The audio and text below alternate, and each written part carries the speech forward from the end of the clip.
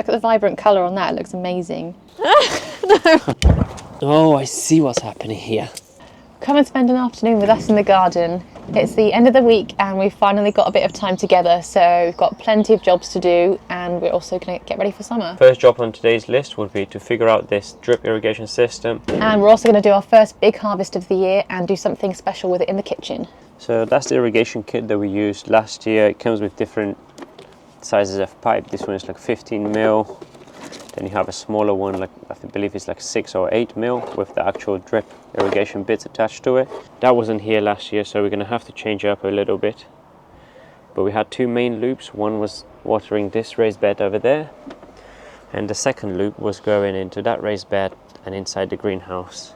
It shouldn't take us too long to figure it out because these are the two main loops. This one seems like there's more pipe to it, so I'm assuming that's the greenhouse plus the raised bed. And this one is just the one over here, so just gonna open them up and see which one goes where. And we have a few spare which we can add because we have this new addition this year, which is a corn bed. What I like about this kit is that although it's not going to be exactly like last year because we have this bed now, it's really simple to use, to be honest. We have this attachment that attach simply by pushing it on. And when it clicks, you can see it makes a nice solid connection, and you can always take it back by pushing the blue plastic back on itself and just take it out. And if you wanted to make it longer or shorter, and all you have to do is push it back on. There you go. Same as all the small bits for the irrigation. You can see this blue plastic clip. If you want to take it off, you just push it in, pull the pipe out, make it short if you want to, and then you push it back in and it's made a solid connection. I'm just going to start by attaching this first connection to the tap, and I'm probably going to run it behind the bed just to protect it from the UV and from the sunlight. Just make sure that your rubber washer is in there to make a nice seal. It doesn't need to be too tight, just a little bit. Hand tight should be more than enough, like so. It's easy if you screw this first and then just push the pipe in.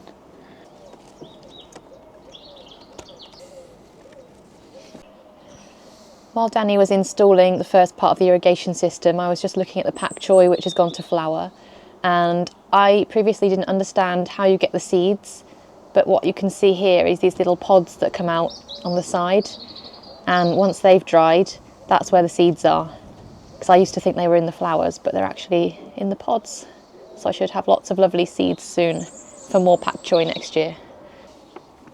I keep stepping on the border here and on top of them, tramping on the chamomile. Poor chamomile, can't get a break.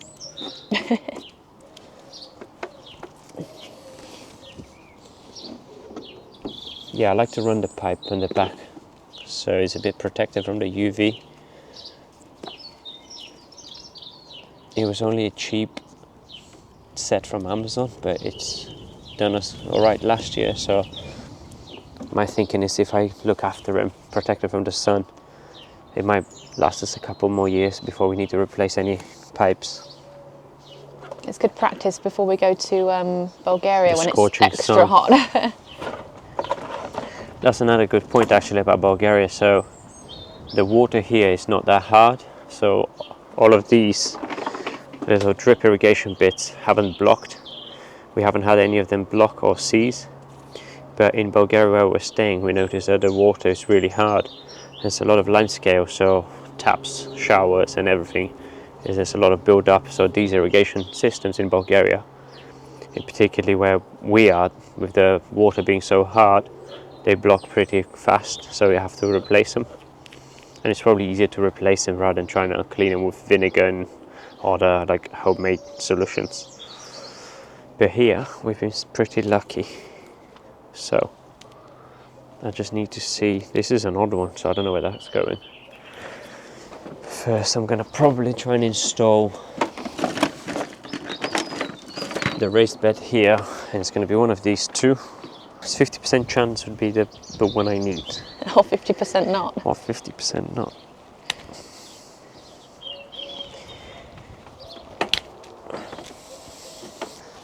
Yeah, I think that's the one from here, isn't it?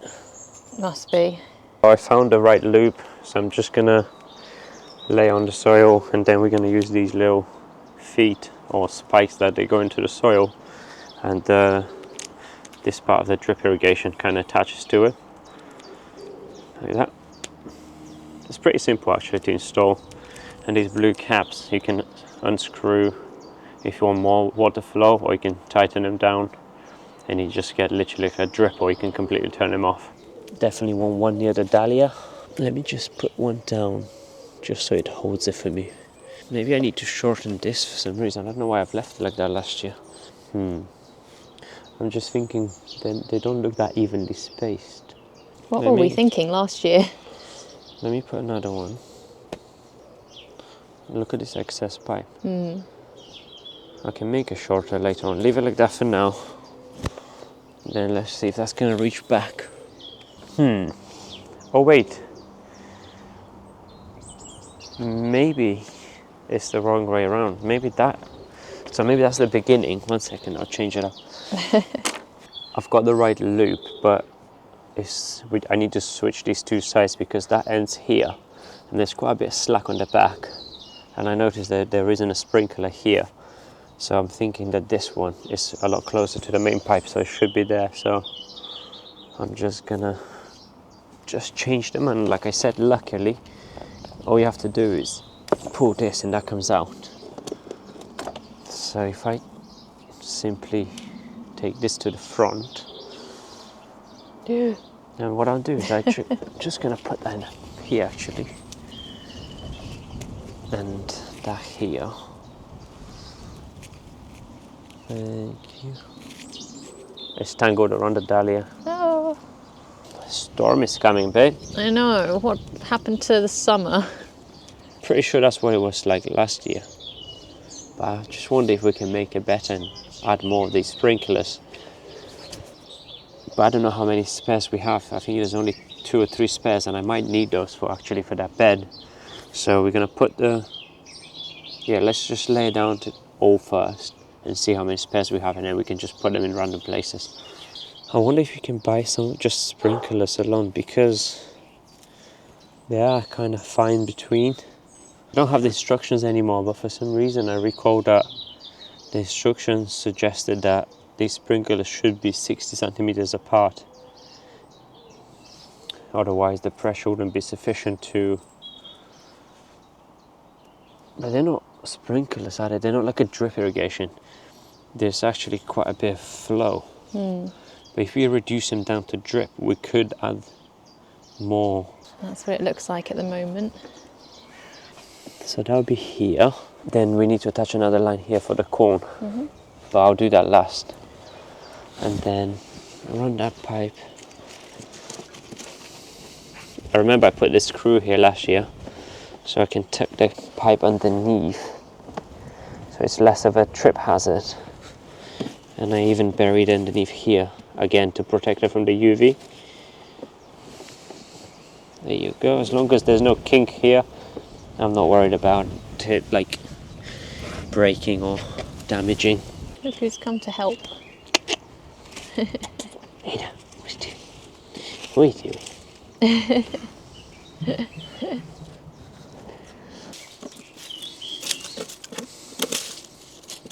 I'll probably do that last because it's going to keep moving.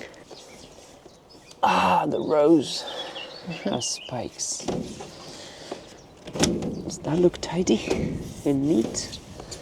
But then we're missing out the beans completely.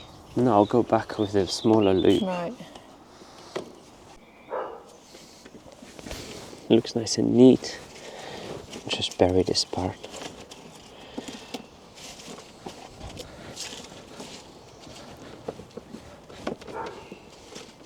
Just gonna run this pipe behind the piece so it looks neater, more hidden. Some of those peas need picking. We can pick some peas later. Some of them are... Plumpy. This one. I think this one needs picking. Should I pick it? Let's look at this one. Got a lot to pick, I think. I remember last year I cut a little hole in the greenhouse for this pipe to go through actually. Yeah, I can see it here. So I would imagine this bigger one would come to about here, if I remember correctly. That's it, that's as far as it's gonna go. So I need to get that big connector now.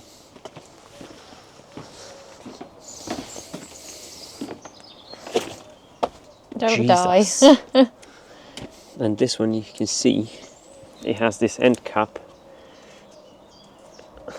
so this is where the pipe's going to go, and this end has the end pipe. That's how I know that was the second one to install. So that one's going to go in between the peas.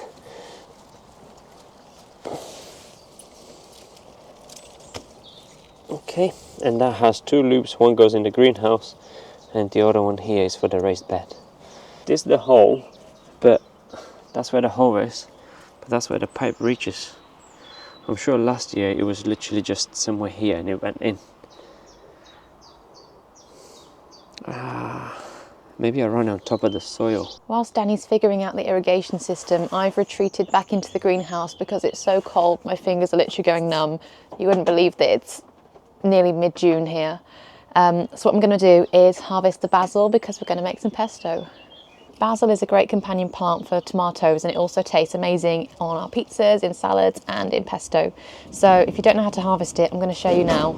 What we tend to do is just cut the stem where two other stems join, just to promote a kind of healthy kind of future growth of this plant. It should be able to bush out into a couple more stems and then we get more basil.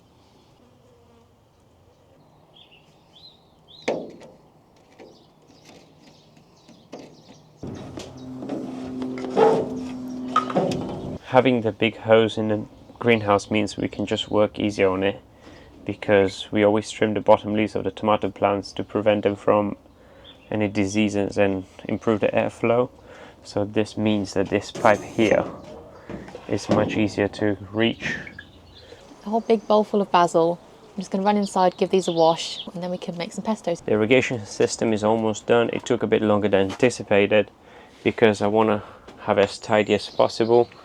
And last year I had this big pipe running on the outside and it used to reach down there. You can see that hole, but now because I run on the inside, that's as far as it goes, and I really don't like these excess pipes, so I'm just gonna drill another hole over here, and these two lines can go through the side here, which is gonna make this look a bit neater. I guess that's one of the benefits of having plastic greenhouse, because if that was glass I wouldn't have been able to do that. I like using the soda iron because when I cut this out, all the edges are nice and rounded and they're not sharp, so there's no chance of the pipe getting cut or punctured. I've just washed the leaves and picked them off the stems, so we've got loads of deliciously smelling basil leaves. And then I thought I'd just make it in the greenhouse because the greenhouse is actually the warmest room at the moment, so let's go in there. We have got 50 grams of Parmesan cheese in a blender cup alongside with a bit of garlic, and I'm just gonna basically stuff all the basil leaves in there. Watch me make a mess now. So we have a bit of olive oil and no specific measurements. I'm just going to add a bit to make a bit of a paste first of all, to try and get these leaves down a bit.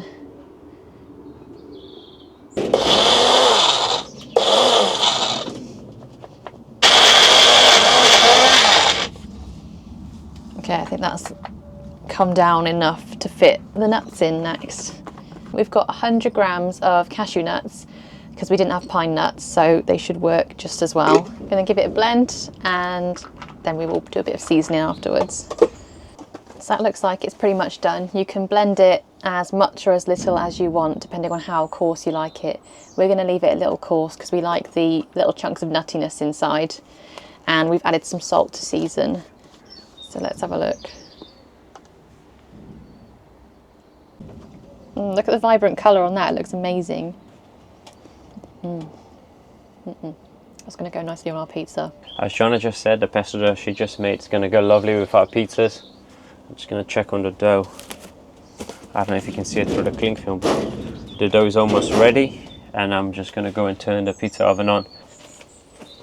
So that can stay here for another hour. I almost lost lunch. Like Jana said, this is currently the warmest room in the house. So all of our pizza dough is proving, this is about basically my proving room as well. And we can also make salad. We can have our starter. Caprese. Talking about doing the irrigation system, we bought this sprinkler from Lidl, and you can notice that all of our grass is covered because we overseeded, but we have a lot of pigeons that keep eating the seeds. So we're going to keep it as covered for as long as we can, really. Okay.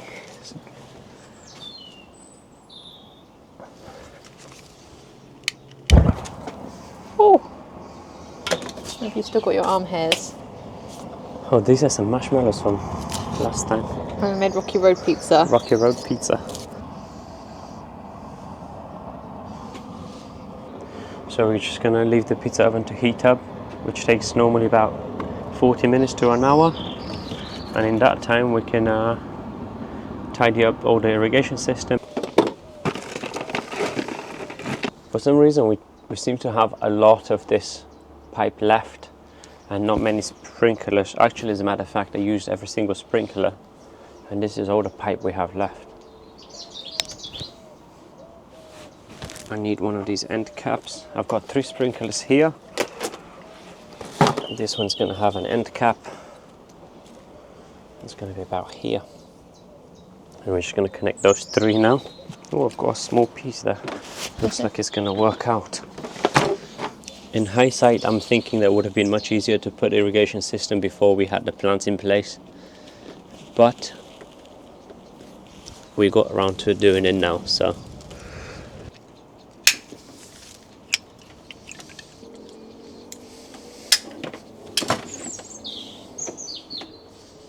Seems like that's not working properly. Is it? Okay, it is, yeah. I think I just need an end cap on this side here. We're not using this one, final one, so this is where these end caps come in handy. Just push them into place. And I think that's our irrigation system done. I'm just going to go around, make sure that everything's connected, and we're going to test it. Oh. And we have a small leak right away. Oh, big leak. Big leak. Big leak. Let's see. Turn it off. Okay, clicked nicely, so let's try again. Oops. Same as this one here, actually. Another one? I can hear another one. Where is it? Behind the piece. Behind the peas? Yeah. Oh, I'm getting sprayed.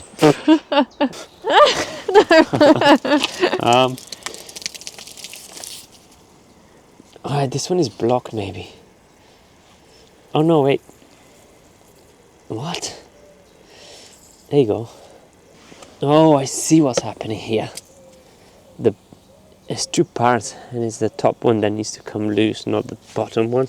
I've just been doing the blue bit. Yeah, just the blue bit. But for me, it was the black one that was turning as well. Everything's looking all set up, and I can see some peas that need picking, so I'm going to do that now. Look at the size of these. They look really nice. Pizza oven's getting up to temperature, so if you're picking some peas, I suggest you do it now, because it's going to be lunchtime soon. Always clean the floor of the pizza oven with a damp cloth. Pro tip.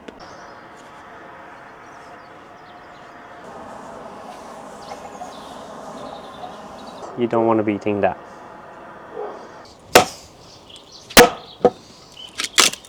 I'm just going to harvest some peas. We found out that you need to give the pod, even if it looks really plump, give it a little squeeze.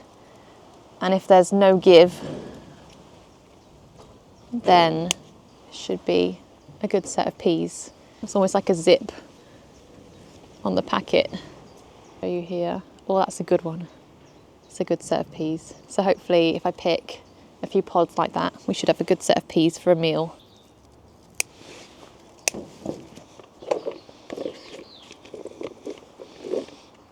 So I think that's all the peas for now. And like I said, we've just been eating them straight out the pod because they are insanely sweet and they taste amazing. Are you ready for lunch? Always ready for lunch. I think this is well-deserved pizza. Oh look, the robin's on a chair. Can you see him? You want some pizza too?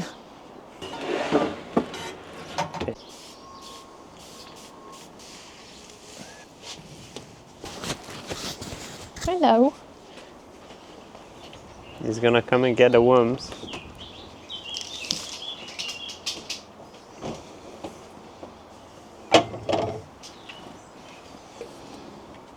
Okay, you can dig into that and I'll start making pizza. No, have some quick. Have a bite quick.